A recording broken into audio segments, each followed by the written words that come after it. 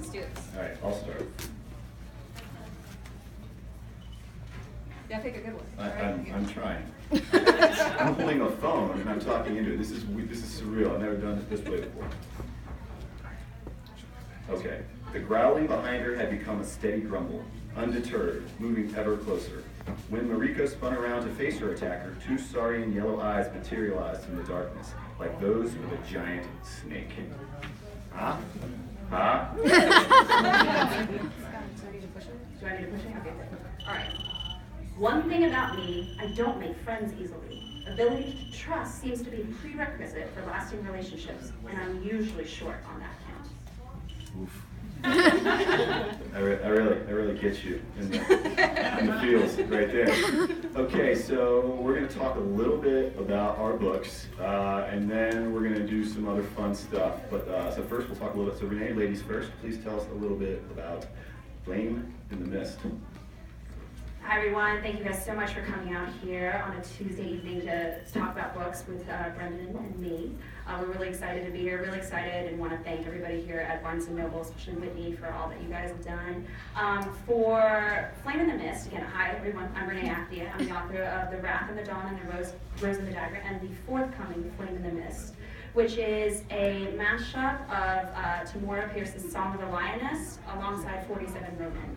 So it takes place in a fantasy feudal Japan. It's got some nods to Mulan, if you're a big Mulan fan, because Mulan to me is the best Disney movie out there. So it's about a girl who, I guess the best way to describe it is she is a very smart girl, but she's also very uncertain. She has to have many different choices in front of her, and oftentimes spending time deciding what choice to make makes her lose opportunities. And so she infiltrates, after she escapes in a narrow assassination attempt, she infiltrates a clan of ninja to find out why it is that they wanted to kill her. And once she does that, she realizes things are about to go horribly awry, which we've decided is just like the band name for all YA authors, Horribly Awry.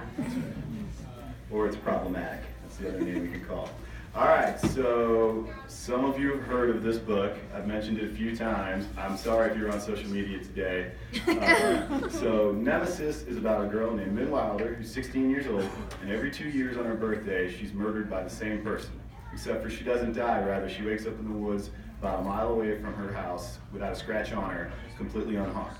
And so on her 16th birthday, after being murdered for the 5th time, she's decided that she has to investigate what's happening to her. And in doing so, she uncovers a large conspiracy operating in her small vacation town in Idaho that may have global consequences and affect all life on Earth. There's also an asteroid in here. There's a lot going on. Horribly awry. Yeah, horribly awry. So there's also, the first time I've read this book, in addition to my main character, I also wrote a male lead character, a point of view character, which I had not ever done before. In the 5 novels and 4 short stories for the Viral series, I never ever wrote a guy's point of view before. So this has been fun. His name is Noah. He's having the same thing happening to him, except for he has a little bit more trouble with it. He doesn't really trust himself. So he actually doesn't know if it's happening to him or not. And so he has to deal with this as well. And so Noah and Min sort of come together, and there's lots of things that happen. And again, I mentioned that there's an asteroid, and that's actually not even close to the weirdest part. It gets a lot weirder from there. So it's very twisty and turny. It's supposedly, it's got good reviews. What else should I say about it? I don't know. Buy it. Buy a lot of them. Okay.